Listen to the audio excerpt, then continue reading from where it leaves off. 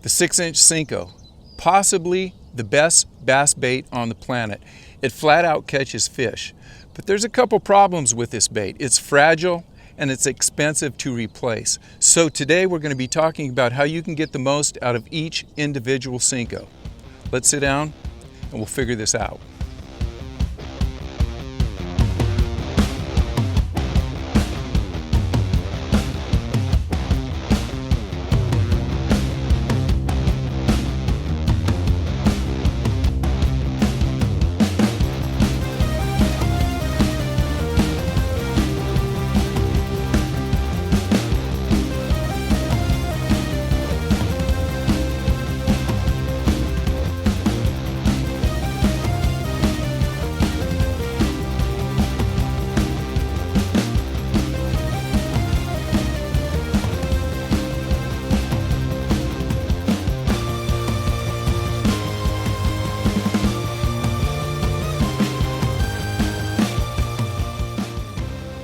So here we are once again talking about fishing a 6-inch Senko, or fishing a Senko worm, or worms in general. And I'm sure that's the last thing anybody wants to hear. But today we're going to put a little spin on this, and we're going to really concentrate on how we can take, especially the Senko, which is a very fragile bait, as we mentioned in the intro. It's very expensive to replace. We're going to go over just how expensive these baits are and how much maybe per year some of you spend on Senkos, and I think you're going to be surprised. So what we're going to do today, we will talk a little bit about rigging, but we're going to go over some not only rigging techniques, but some other things that you can do to prolong the life of this bait. So it's just not a 1-fish bait or a 2-fish bait.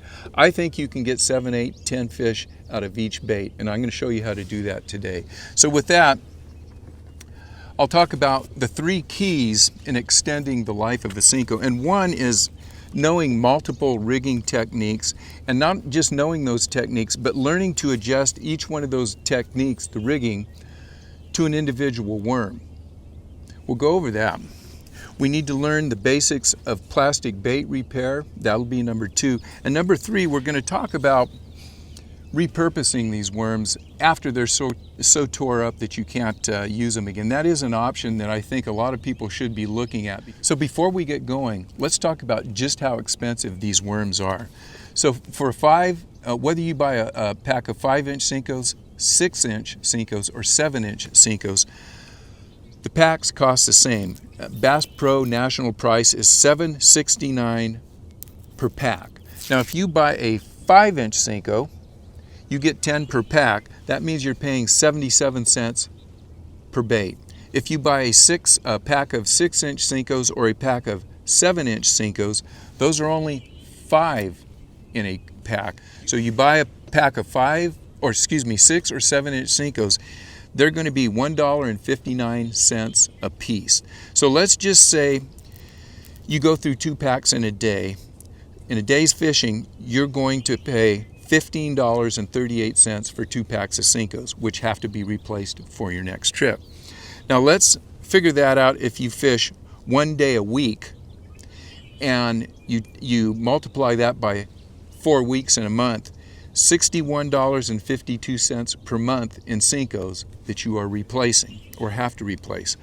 Now, you take that 1 day a week over the course of the year, that equals $738.24 in Senkos that every year you're going to be replacing. And even if you don't fish 1 day a week, maybe you only fish 1 day a week for half a year, you're still going to be paying $350, $400 a year in Senkos. I know I spend a lot more than that. I probably spend well over $1,000 on Senkos every year. So with that, let's start off with, well, how do we want to go with it? I'm going to start off with using some mendit. And I know a lot of you guys are using mendit.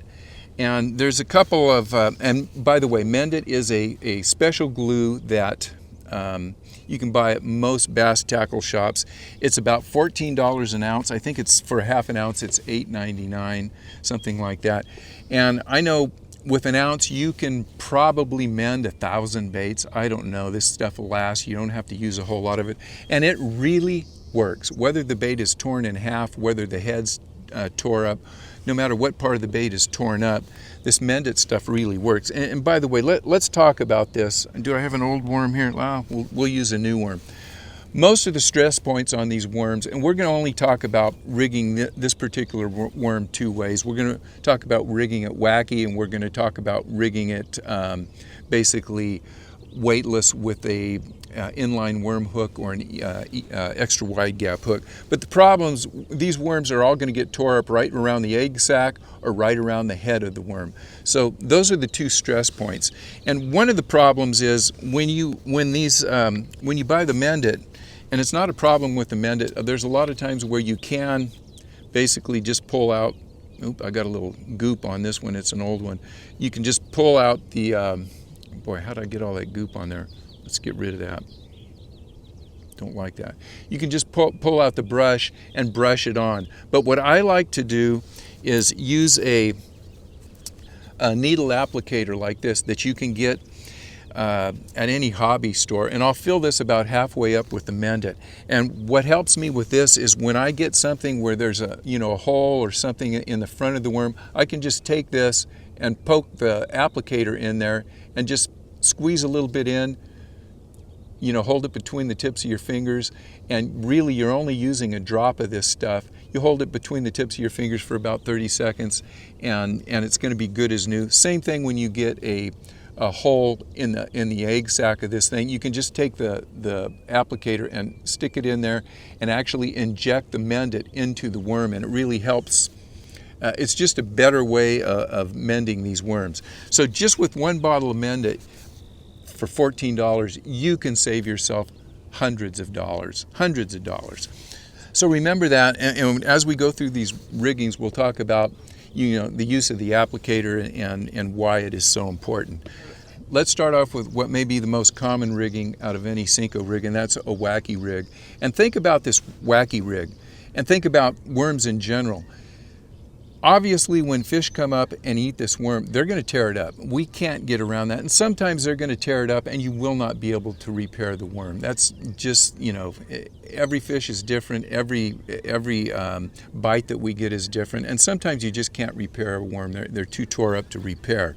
We lose worms casting them out. We lose worms from going through a tough day of fishing when we're not catching a lot of fish and we're pulling the worm through rocks, beating up the heads, throwing it through vegetation, handling the worm. They just get tore up. You don't have to be catching fish on these worms for them to get tore up. So keep that in mind.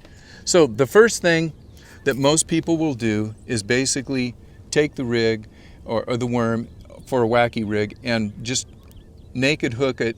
That is a great way to catch fish, but you are asking for trouble, and this is a one fish rig most of the time, maybe one or two fish. So the thing that I recommend on this is basically the VMC crossover rings.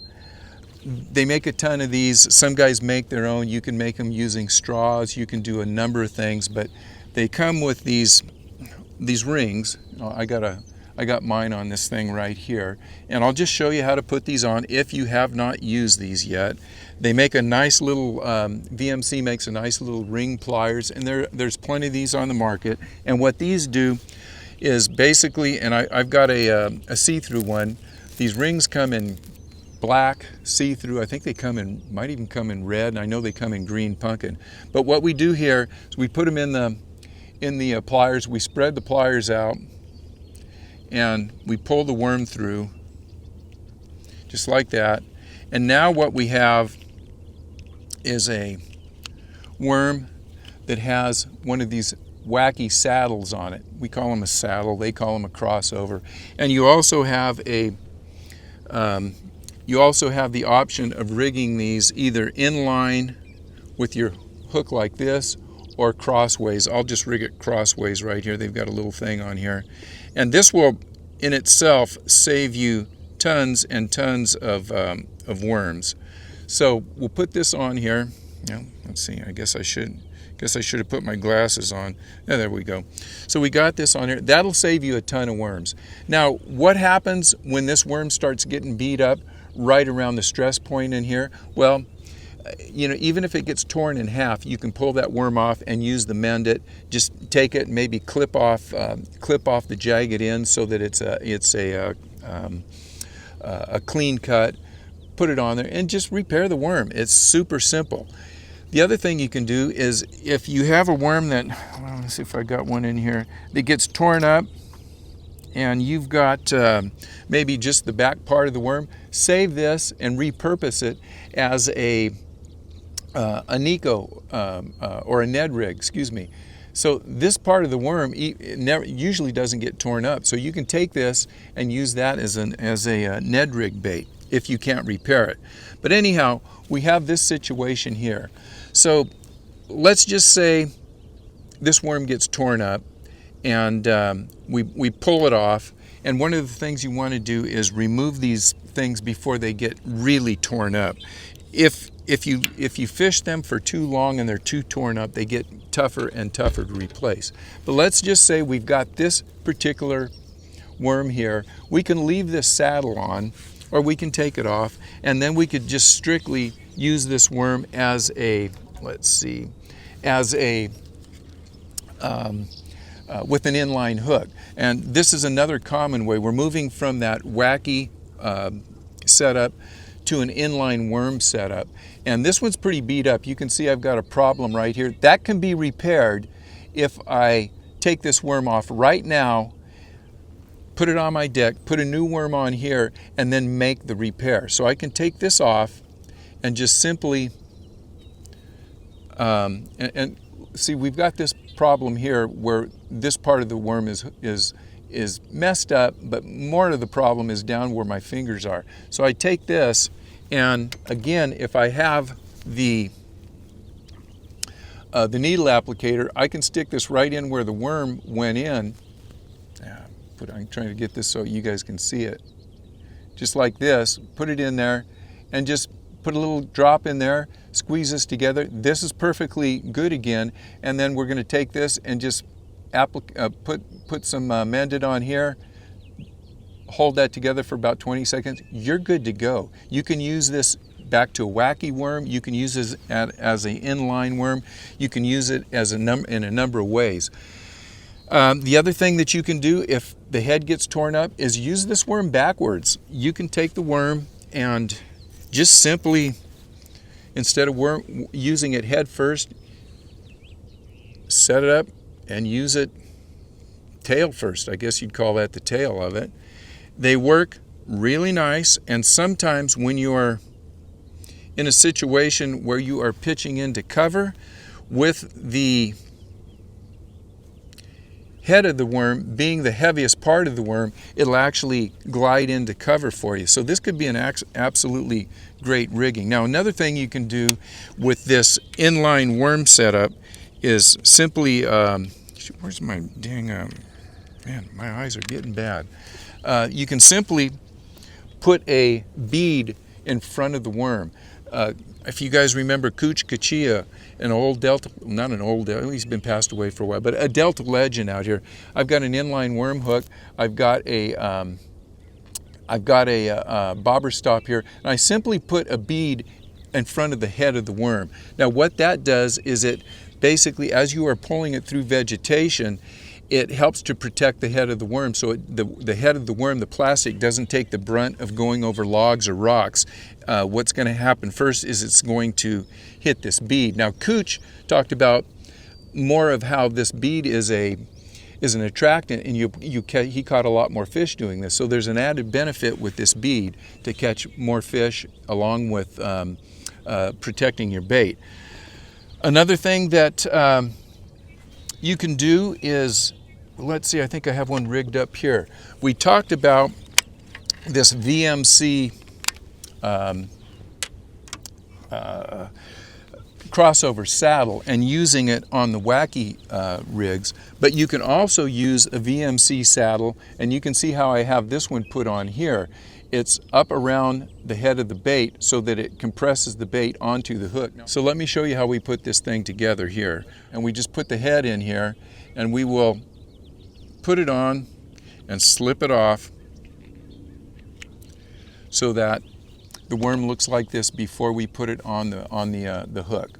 That's what we have. We will take our inline worm hook or whatever hook you're using, and we're going to put it on here.